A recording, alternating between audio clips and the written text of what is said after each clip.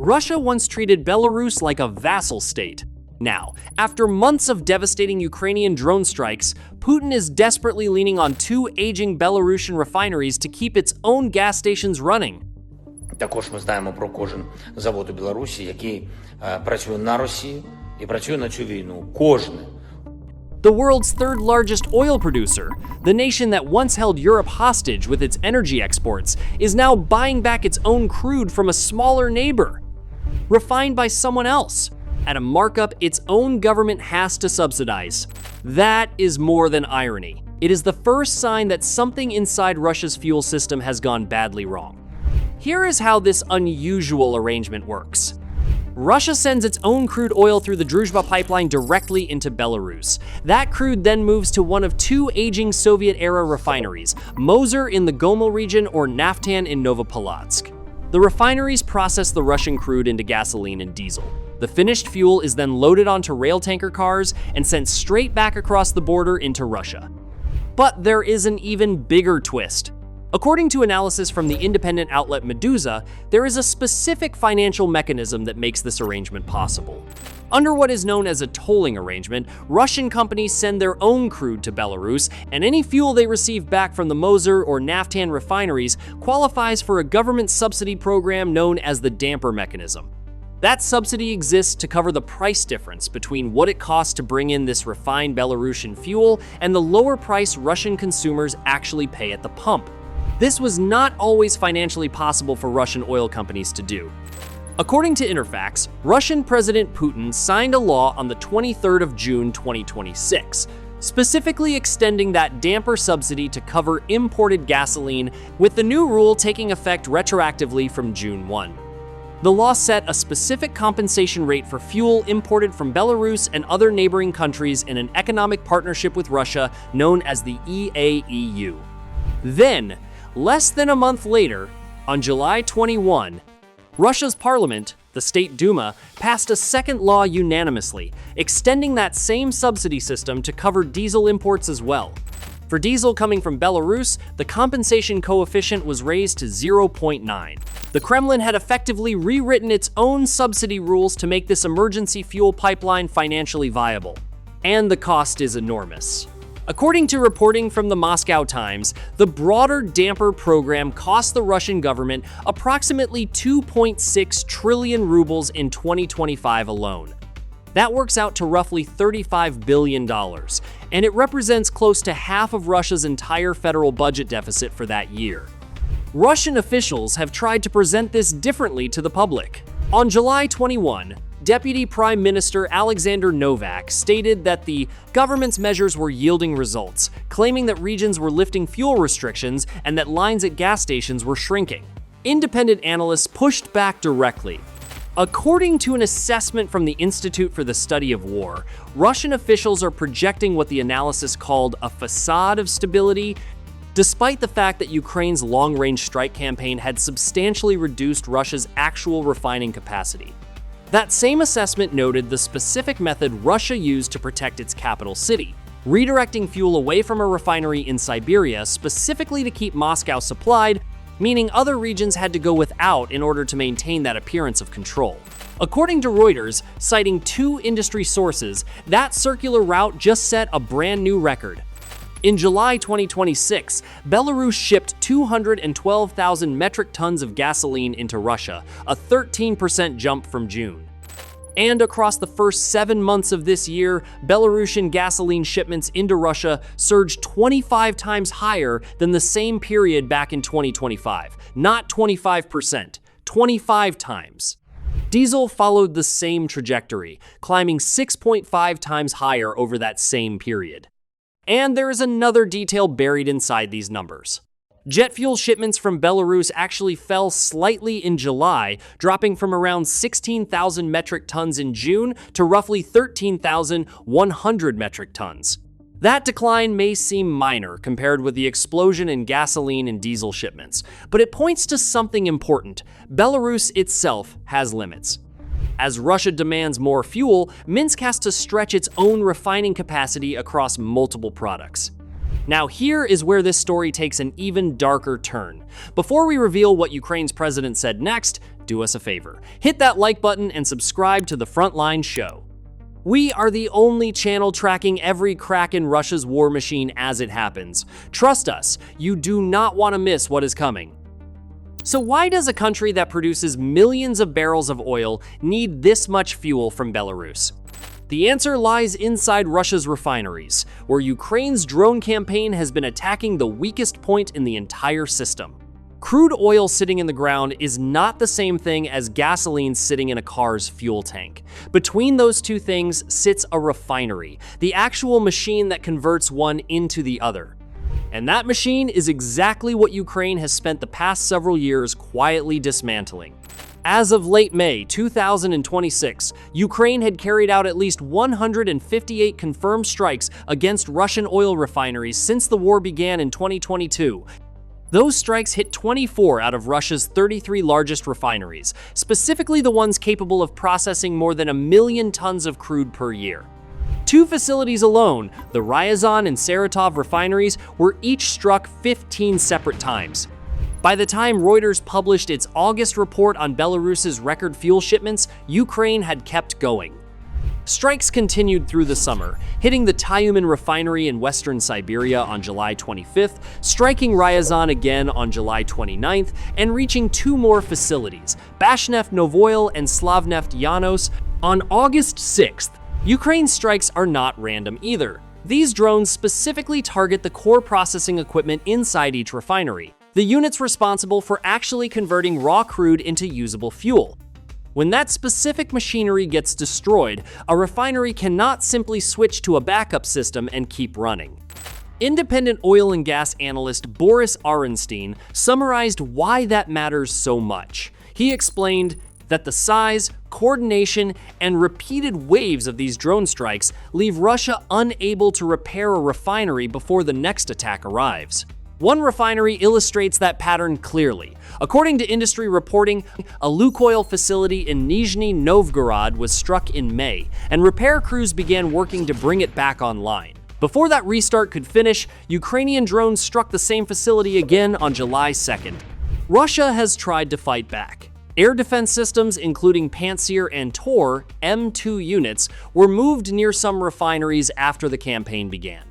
Protective netting was installed at facilities like Tyumen specifically to try to stop incoming drones, but none of it has been enough. The netting at Tyumen didn't stop the July 25th strike.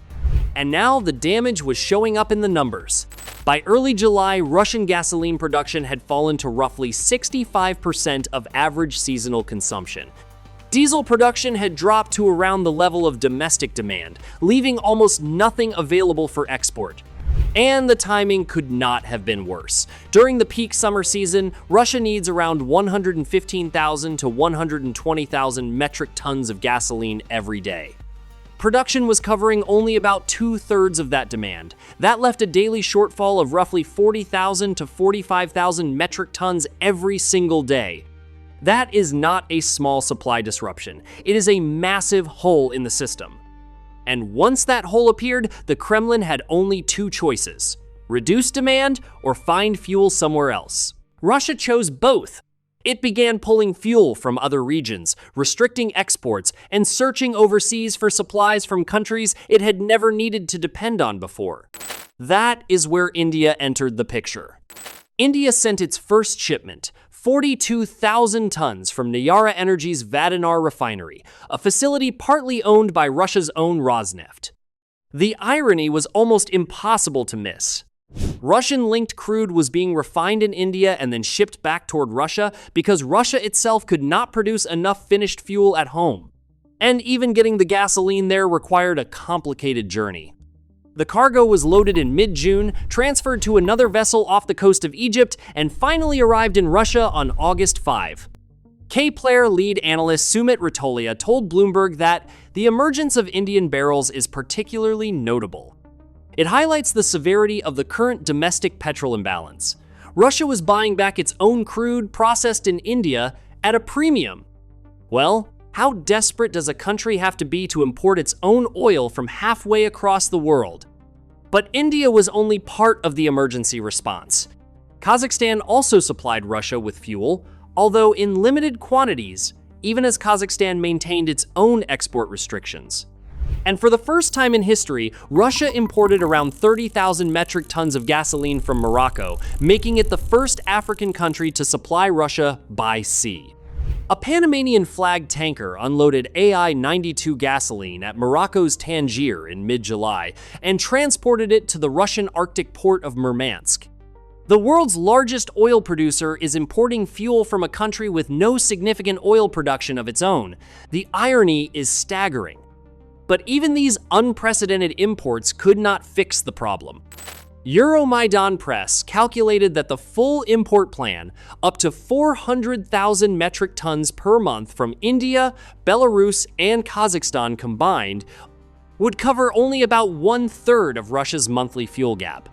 In other words, Moscow could search the world for additional gasoline, but the numbers still did not add up.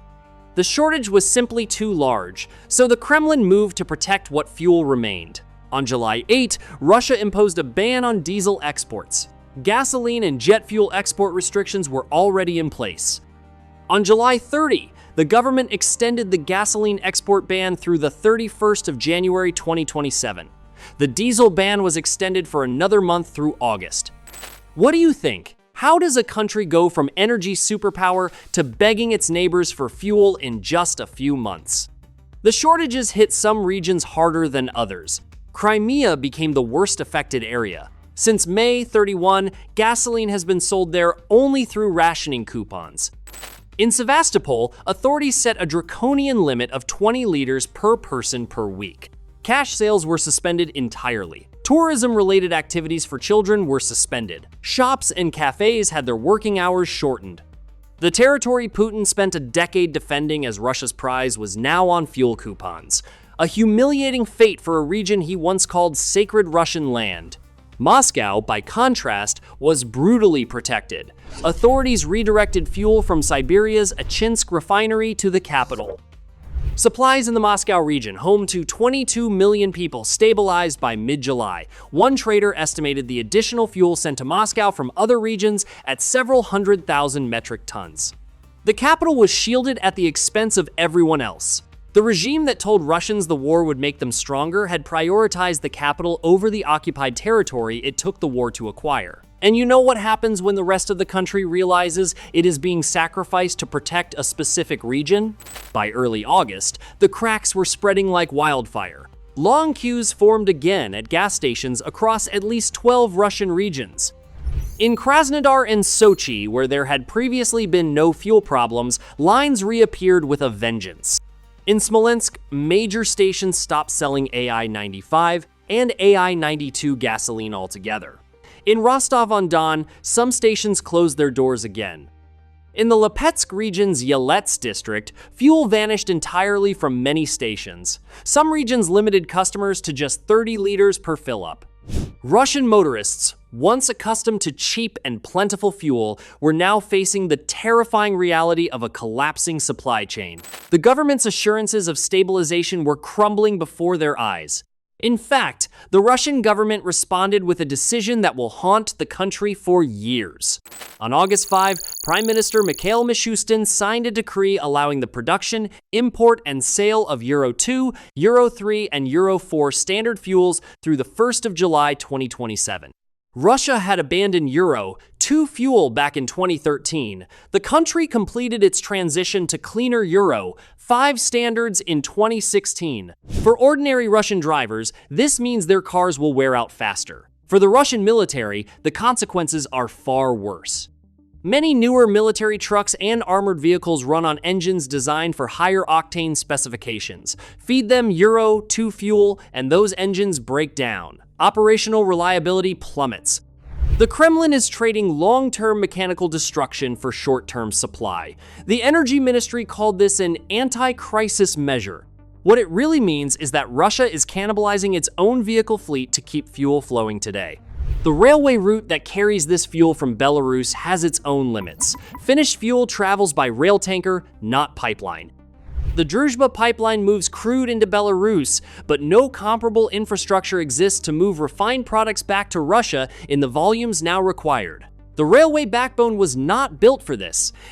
As monthly volumes continue climbing, rail bottlenecks become inevitable. Belarus's two refineries, Moser and Naftan, have a combined nominal capacity of 24 million metric tons per year.